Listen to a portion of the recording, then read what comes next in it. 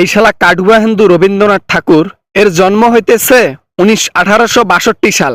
শুনেন ভালো করে, 1862 সালে তার জন্ম। আর শালায় মরছে কত সালে জানেন? মরছে হচ্ছে 1941 সালে। এক মিনিট, এখনো কিন্তু কথা শেষ করি নাই, শুনেন আগে। মরছে 1941 সালে, তার মানে স্বাধীনতার প্রায় 31 বছর আগে মারা গেছে। তাহলে স্বাধীনতা নিয়ে, আমাদের বাংলাদেশ নিয়ে সোনার বাংলা জাতীয় সঙ্গীত গাইলো কেমনে, লিখলো কেমনে? আমরাই বাংলাদেশটাকে ধ্বংস করার জন্য ফন্দি কেটেছিলাম। এজন্য আমাদের রচিত প্ল্যানগুলো কাজে লাগাইছি। আগে থেকে লেখা জিনিসটা বাংলাদেশের জাতীয় সঙ্গীত হিসেবে কাজে লাগাইছি, বাংলাদেশটাকে চুষে চুষে খাবার জন্য। এই হাসিনা সরকার সারাটা জীবন ভারতকে পিছন মারা দিছে, আর এইটার কষ্টগুলো ভোগ করতে হয়েছে আমাদের সোনার বাংলার মানুষগুলোকে। এ কষ্ট আর সহ্য করার দিন শেষ। জাতীয় সঙ্গীত বয়কট করা হোক। বাংলাদেশের মধ্যে ভারতীয় কোনো কিছু যেন না চলে। তাই নাকি? বাংলাদেশের মধ্যে থেকে যদি ভারতের সবকিছু তুলে দেওয়া হয় তাহলে চলবা কেমনে?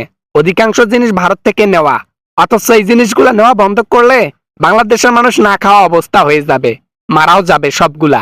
হ্যাঁ, মারা যাব না। আপনাদের মতো কুলাঙ্গার যেগুলা মানুষ আছে না, আপনাদের মতো ভাবনা নিয়ে বাংলাদেশের লোক এখন আর চলে না। বাংলাদেশের লোক এখন রুখে দাঁড়াতে শিখেছে, প্রতিবাদ করতে শিখে গেছে। তাই ভারতের ভাত বন্ধ বাংলাদেশের জন্য।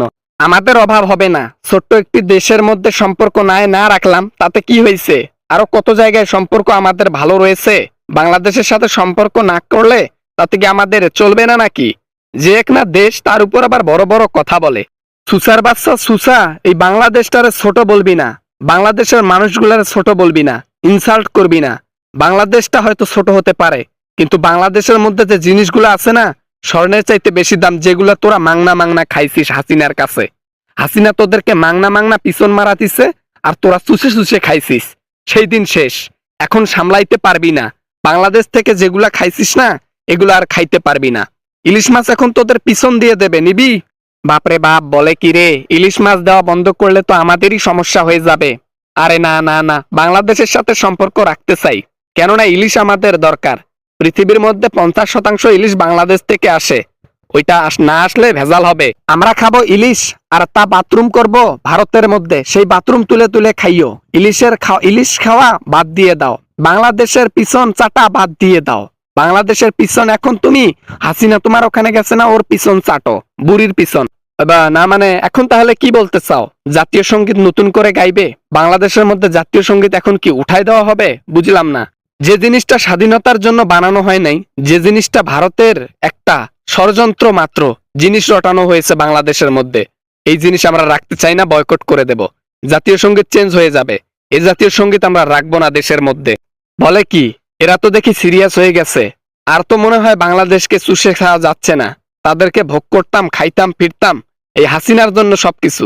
আজকে ও যদি এরকম না করতো, বাংলাদেশটারে আমরা আজকেও চুষি। হ্যাঁ, চোষা চুষির গল্প শেষ হয়ে গেছে, ওই চ্যাপ্টার শেষ। আমাদেরকে চুষে খাইছো, এখন দিন আসছে আমরা তোমাদেরকে চুষে খাবো। এখন রপ্তানি দিলে ডাবল দামে মাছ বিক্রি করব। ইলিশ মাছ বাংলাদেশে চলবে 250 টাকা কেজি, কিন্তু সেম মাছ আপনাদেরকে বিক্রি করব 2800 টাকা কেজি। নিলে না নিলে অতি সরেন। বোঝেন নাই? Boycott Modi, boycott Bharat, boycott জাতীয় সঙ্গীত।